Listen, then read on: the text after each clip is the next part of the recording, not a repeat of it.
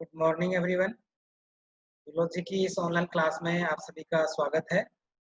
आज हम zoology subject के अंतर्गत एम्ब्रियोलॉजी पेपर के अंदर रिप्रोडक्शन के बारे में है आज हम पढ़ेंगे। आज की इस ऑनलाइन क्लास का हमारा टॉपिक रहेगा रिप्रोडक्शन।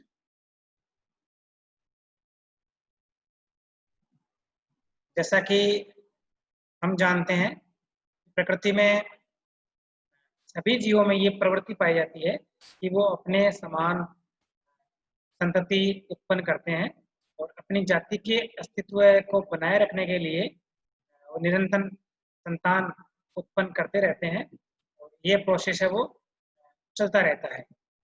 ये जरूरी भी होता है। तो यही जो प्रक्रिया है वो रिप्रोडक्शन कहलाती है। यानी रिप्रोडक्शन जो है एक प्रकार के बायोलॉजिकल प्रोसेस है, एक प्रकार की जैविक प्रक्रिया है, जिसके अंतर्गत जो पेरेंट्स होते हैं, जो जनक होते हैं, वो अपने स्वयं के समान संतान उत्पन्न करते हैं और अपनी जाति के अस्तित्व को बनाए रखते हैं। और ये जो रिप्रोडक्शन होता है वो दो प्रकार का होता है। जैसा कि मैंने बताया कि नई संतति उत्पन्न करना ये रिप्रोडक्शन है और मुख्यतः ये दो प्रकार का होता है। एक तो सेक्सुअल रिप्रोडक्शन या लैंगिक प्रजनन होता है और एक एसेक्सुअल रिप्रोडक्शन या अलैंगिक प्रजनन होता है।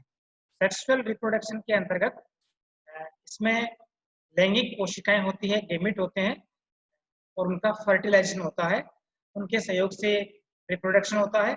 और एसेक्सुअल रिप्रोडक्शन में किसी प्रकार की सेक्स सेल्स या गेमिट्स की आवश्यकता नहीं होती है, नहीं उसमें फर्टिलाइजेशन पाया जाता है। इस प्रकार रिप्रोडक्शन है यानी तो संतान उत्पन्न करने की जो बायोलॉजिकल जो प्रोसेस है वो मुख्यतः दो प्रकार की होती है। तो अलैंगिक एसेक्सुअल और सेक्सुअल यानी लैंगिक प्रजनन। इन दोनों प्रक्रियाओं में कुछ बेसिक्स, कुछ जो अंतर होते हैं। एसेक्सुअल रिप्रोडक्शन में एक ही पेरेंट्स की आवश्यकता होती है, जबकि सेक्सुअल रिप्रोडक्शन में दो पेरेंट्स की, दो जीवों की आवश्यकता होती है और उनके सेक्स सेल्स या गेमेट के सहयोग से नई संतान है वो उत्पन्न होती है। और एसेक्सुअल रिप्रोडक्शन में किसी प्रकार के गेमेट्स की या लैंगिक कोशिकाओं की आवश्यकता नहीं होती है, जबकि जो गेमेट्स हैं वो सेक्सुअल रिप्रोडक्शन में रिक्वायर्ड हैं, आवश्यक होते हैं। और एसेक्सुअल रिप्रोडक्शन में बनने वाली जो संतान होती है वो एक जनक से उत्पन्न होती है और वो सेम होती है, क्लोन होती है। जबकि लैंगिक प्रजनन में ऐसा नहीं होता है।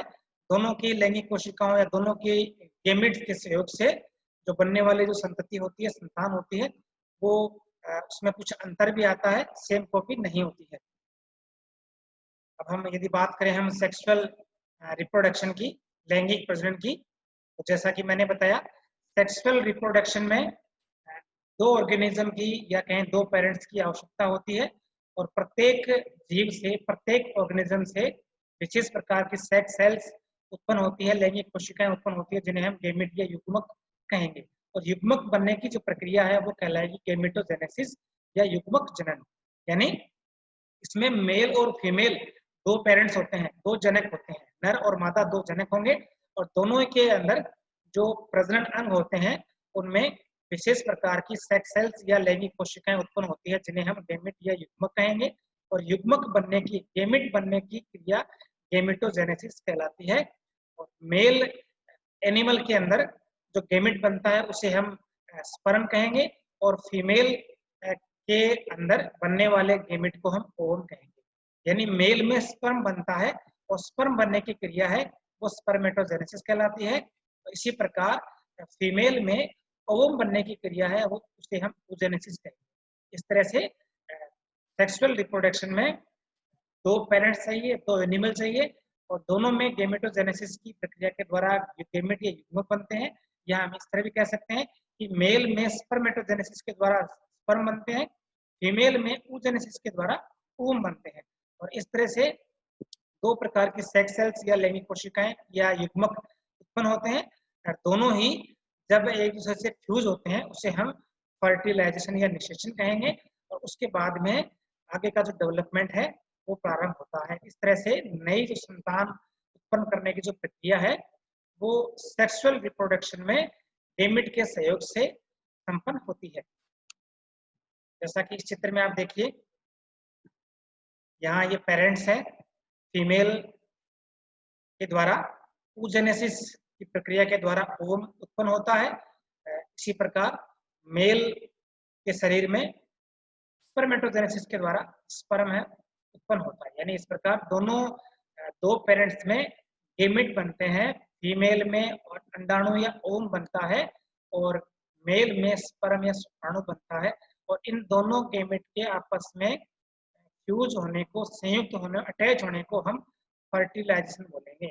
ये फ्यूजन हो गया, यानी फीमेल में ओवम बना, मेल में स्पर्म का निर्माण हुआ और दोनों ही यदि आपस में फ्यूज होते हैं सुटेबल कंडीशन में तो बनने वाली कोशिका जाइगोट कहलाती है। जबकि दोनों जो गेमिट हैं उनमें क्रोमोसोम की स्थिति है वो आधी होती है। मनुष्य के लिए बात करें तो 23 क्रोमोसोम होते हैं और जब जाइगोट बनता है, दोनों के फ्यूजन से जब जाइगोट बनता है तो वापस से क्रोमोसोम है वो डबल हो जाते हैं या सेल है वो डिप्लॉइड हो जाती है, इसे हम जाइगोट बोलेंगे। और क्रोमोसोम की संख्या यहाँ 46 हो जाती है। इस तरह से डिप्लॉइड या डिप्लॉइड सेल जाइगोट का निर्माण होता है और जाइगोट में फिर क्लीवेज या डिवीजन प्रारंभ होता है और उसके बाद में जाइगोट के बाद में फिर मोरुला है, ब्लास्टुला, गेस्टुला, न्यूरुला, इस तरह से लास्ट में वो संरचना एम्ब्रियो का रूप ले लेती है और फिर इसका जन्म होता है। इस तरह से सेक्सुअल रिप्रोडक्शन में नए जीव का जो प्रारंभ है वो यहाँ जाइगोट से होता है और जाइगोट का निर्माण है वो स्पर्म और ओवम के आपस में फ्यूजन से होता है। इस चित्र में भी देखिए आप कि मेल में स्पर्मेटोजेनेसिस के द्वारा स्पर्म का निर्माण होता है, इसी प्रकार फीमेल में oogenesis के द्वारा ओवम का निर्माण होता है और दोनों जो गेमिट है उनका जब फ्यूजन होता है तो जाइगोट का निर्माण होता है और जाइगोट आगे चलकर एम्ब्रियो में कन्वर्ट हो जाता है और ये एम्ब्रियो आगे बेबी में कन्वर्ट हो जाता है। इस तरह से सेक्सुअल रिप्रोडक्शन के अंदर नई संतान उत्पन्न करने की जो प्रक्रिया है वो गेमिट के सहयोग से पूरी होती है। सेक्सुअल रिप्रोडक्शन दो टाइप का होता है, जैसा कि इस चित्र में आपको दिखाई दे रहा है, कॉन्जुगेशन के द्वारा होता है और एक पॉपुलेशन के द्वारा संपन्न होता है। अब हम बात करेंगे एसेक्सुअल रिप्रोडक्शन की, यानी कि सेक्सुअल रिप्रोडक्शन में दो प्रकार के गेमेट या युग्मक आवश्यक होते हैं, जबकि एसेक्सुअल रिप्रोडक्शन के अंदर एसेक्सुअल रिप्रोडक्शन जो होता है वो सेक्सुअल रिप्रोडक्शन के बिल्कुल अपोजिट होता है, उसके विपरीत होता है। और सेक्सुअल रिप्रोडक्शन में गेमेट की आवश्यकता होती है, लेकिन एसेक्सुअल रिप्रोडक्शन में किसी भी प्रकार के गेमेट की आवश्यकता नहीं होती है और न ही उनका फर्टिलाइजेशन होता है। इस प्रकार इसमें मेल और फीमेल दो प्रकार के जो पेरेंट्स हैं उनकी आवश्यकता भी नहीं होती है। यानी अलैंगिक प्रजनन में किसी भी प्रकार के दो पेरेंट्स की या दो एनिमल की आवश्यकता नहीं होती है, न ही इसमें गेमेट बनते हैं, न ही इसमें फर्टिलाइजेशन संपन्न होता है। एसेक्सुअल रिप्रोडक्शन में सिर्फ एक ही एनिमल के सहयोग से एनिमल नई जो संतान है, नई संतति उत्पन्न होती है। तो asexual reproduction fission, fragmentation, budding, regeneration,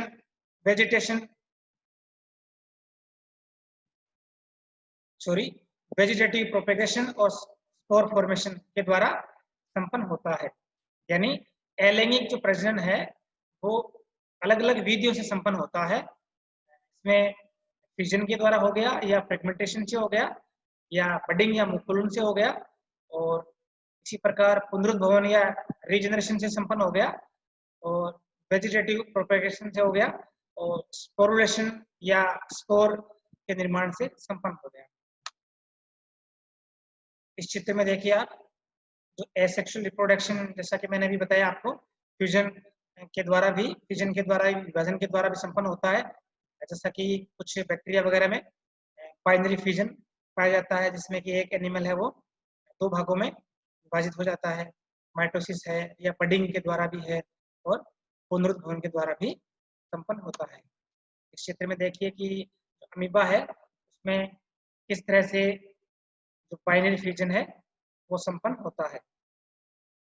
ये अमीबा, और आगे चलकर सबसे पहले तो इसका जो केंद्रक होता है वो डिवीजन के द्वारा दो भागों में डिवाइड होता है और उसके बाद में इसका जो साइटोप्लाज्म होता है वो डिवाइड होकर एक अमीबा से दो डॉटर अमीबा उत्पन्न होते हैं। इस प्रकार से एक एनिमल से इस प्रकार दो संतान उत्पन्न होना ये रिप्रोडक्शन है, और इसमें किसी भी प्रकार के गेमेट की आवश्यकता नहीं है, न ही इसमें फर्टिलाइजेशन होता है।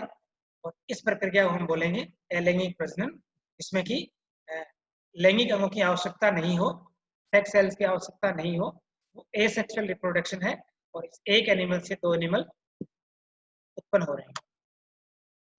बाइनरी फिजन, जिसमें कि यहाँ देखिए आप, ये एक पेरेंट सेल है और इसमें सबसे पहले जो एक न्यूक्लियस है उसका डुप्लीकेशन होता है, जिससे कि जो केंद्रक है वो डिवाइड होकर दो केंद्रकों में बंट जाता है। उसके बाद में जो साइटोप्लाज्म होता है वो दो भागों में डिवाइड होकर एक पेरेंट सेल है वो दो डॉटर सेल में डिवाइड होती है, तो ये बाइनरी फ्यूजन कहलाता है। इसी प्रकार मल्टीपल फ्यूजन भी होता है। तो ये बाइनरी या मल्टीपल फ्यूजन जो है ये एक प्रकार का एसेक्सुअल रिप्रोडक्शन होता है। इसमें किसी प्रकार के पेरेंट्स, दो पेरेंट्स की या हम कहें गेमेट की आवश्यकता नहीं होती है, नहीं इसमें फर्टिलाइजेशन होता है। एक पेरेंट जो एनिमल है, एक पेरेंट सेल है, वही दो भागों में डिवाइड होती है। इसमें देखिए आप, बडिंग के द्वारा एसेक्सुअल रिप्रोडक्शन को दिखाया गया है, बडिंग या मुकुलन के द्वारा। यहाँ देखिए आप, इसमें हल्का सा एक आउटग्रोथ बनता है, जिसे हम बड कहते हैं। धीरे धीरे ये ग्रोथ करता है, तो उसके बाद में इससे ये पेरेंट से ये अलग हो जाता है, जिससे कि एक पेरेंट एनिमल से दो डॉटर एनिमल डेवलप होते हैं। यह भी एक प्रकार का क्या है, एसेक्सुअल रिप्रोडक्शन है। कौन सा है, बडिंग कहलाता है। ये चित्र में देखिए आप, ईस्ट की सेल को दिखाया गया है। इसमें हल्का सा यहाँ एक बड का निर्माण होता है धीरे धीरे, यानी आउटग्रोथ एक प्रकार की, बड एक आउटग्रोथ होता है और धीरे धीरे ये आउटग्रोथ है जिसे हम बड कहते हैं, ये वृद्धि करके धीरे धीरे बड़ी हो जाती है। इस तरह से ये बढ़ती जाती है और उसके बाद पेरेंट से ये पेरेंट एनिमल से या पेरेंट सेल से ये अलग हो जाता है। इस तरह से एक से दो, और कई बार बड की इस तरह से चेयरिंग बन जाती है, जिससे कि एक एनिमल से कई सारे एनिमल है वो बडिंग के द्वारा बनते हैं। यह भी एक प्रकार का एसेक्सुअल रिप्रोडक्शन होता है।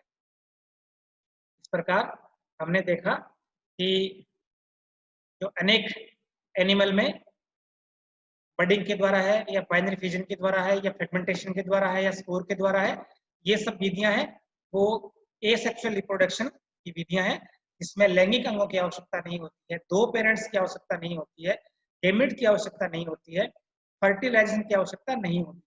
एक पेरेंट सेल होती है या एक पेरेंट एनिमल होता है और उसी के द्वारा जो नया जीव है वो उत्पन्न किया जाता है।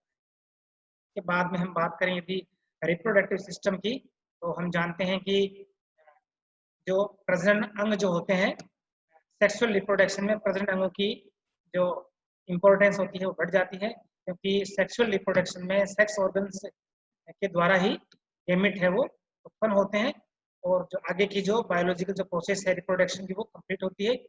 मेल रिप्रोडक्टिव सिस्टम के अंदर अनेक प्रकार के नर जनांग पाए जाते हैं। मुख्यतः टेस्टिस होते हैं, जिनमें स्पर्मेटोजेनेसिस के द्वारा स्पर्म का निर्माण होता है, गेमेट बनते हैं, मेल गेमेट का निर्माण होता है। उसके बाद में जैसे कि शुक्रवाहिनियां या वासा डिफरेंशिया है, एजेक्युलेटरी डक्ट है, यूरेथ्रा है, इस तरह के पॉपुलेटरी ऑर्गन्स हैं। इस तरह के मेल में अनेक मेल ऑर्गन्स होते हैं। इसके अलावा उसमें प्रोस्टेट जैसी ग्रंथियां भी पाई जाती है, वो भी रिप्रोडक्शन में हेल्प करती है। और इसी प्रकार जो फीमेल रिप्रोडक्टिव सिस्टम होता है उसमें मुख्यतः ओवेरीज होते हैं, जिनमें oogenesis के द्वारा ओवम का निर्माण होता है या फीमेल गेमेट का निर्माण होता है। यानी ओवेरी में oogenesis की प्रक्रिया के द्वारा ओवम या अंडे का निर्माण होता है, जो कि मादा युग्मक या फीमेल गेमेट कहलाता है। और इसके अलावा ओवेरी है वो हॉर्मोन्स का स्राव भी करती है। इसके अलावा फीमेल के अंदर ओविडक्ट भी पाई जाती है, यूट्रस भी होता है, वेजाइना भी होती है। तो ये सब संरचनाएं मिलकर फीमेल रिप्रोडक्टिव सिस्टम का निर्माण करती है। इस तरह से हम ये कह सकते हैं कि सभी जीव अपने समान संतान उत्पन्न करने की क्षमता रखते हैं, प्रवृत्ति पाई जाती है, जिससे कि अपनी जाति का अस्तित्व वो निरंतर बना रहता है और अपने स्वयं के समान संतान उत्पन्न करना ही रिप्रोडक्शन कहलाता है। और ये मुख्यतः दो प्रकार का होता है, एसेक्सुअल रिप्रोडक्शन और सेक्सुअल रिप्रोडक्शन। सेक्सुअल रिप्रोडक्शन में दो पेरेंट्स की आवश्यकता होती है, जिनमें अलग अलग जो सिस्टम होते हैं, मेल रिप्रोडक्टिव सिस्टम होता है और एक फीमेल में फीमेल रिप्रोडक्टिव सिस्टम होता है। मेल में मुख्यतः टेस्टिस गोनेड्स का काम करते हैं, इसमें स्पर्मेटोजेनेसिस से स्पर्म बनते हैं। इसी प्रकार फीमेल में ओवेरी में oogenesis प्रक्रिया द्वारा ओवम का निर्माण होता है। इस प्रकार सेक्सुअल रिप्रोडक्शन में दोनों पेरेंट्स में गैमेटोजेनेसिस से गैमेट बनेंगे पहले तो, फिर गैमेट का आपस में फ्यूजन होता है और उसके बाद में आगे की प्रोसेस के द्वारा एक नए जीव या नई संतान का उत्पन्न होता है। यानी सेक्सुअल रिप्रोडक्शन में सेक्स ऑर्गन्स की और सेक्स सेल की आवश्यकता होती है। इस प्रकार दूसरा जो प्रजनन का तरीका है वो एसेक्सुअल रिप्रोडक्शन है, जिसमें हमने पढ़ा कि एक ही पेरेंट की आवश्यकता होती है, न तो गैमेट की आवश्यकता उसमें होती है और न ही उसमें किसी प्रकार का उसमें फर्टिलाइजेशन होता है। और एसेक्सुअल रिप्रोडक्शन होता है वो कई विधियों के द्वारा संपन्न होता है, बडिंग है, रिजनेशन है, फ्रेगमेंटेशन है, बाइनरी फिजन है या मल्टीपल फिजन है। इनकी सहायता से अलैंगिक प्रजनन के द्वारा, इसमें बिना ही लैंगिक अंगों के, बिना ही लैंगिक कोशिकाओं के, बिना ही फर्टिलाइजेशन के नई संतान उत्पन्न होती है। इस तरह से आज की इस ऑनलाइन क्लास में हमने देखा कि रिप्रोडक्शन क्या होता है और कितने प्रकार का होता है, दोनों में मुख्यतः क्या अंतर होता है और मेल और फीमेल में किस तरह से गैमेट बनते हैं और मेल और फीमेल में कौन कौन से जननांग पाए जाते हैं। Thank you.